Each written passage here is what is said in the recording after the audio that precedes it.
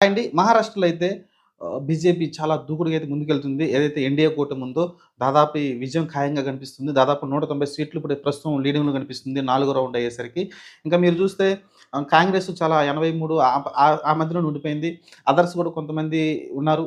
మిగతా వాళ్ళు ఎంఐఎం ఒకటైతే లీడ్‌లో కనిపిస్తుంది. ఆ ఒకటి వస్తుందో లేదో తెలీదు గానీ ప్రస్తుతం బీజేపీ కూటమి అయితే ఏదైతే పార్లమెంట్ ఎలక్షన్ మనం చూసాం.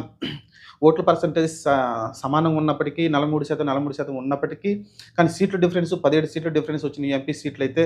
అదే కొంచెం దెబ్బ కొట్టింది బీజేపీకి కూడా చూడడం చూసాం. పూర్తి మెజారిటీ బీజేపీకి రాలేదు. కానీ ఇప్పుడు చూస్తే సీఎం ఎలక్షన్ రాంగానే మళ్ళీ ఎన్‌డీఏ కూటమైతే భారీ విజయం సాధించబోతుంది.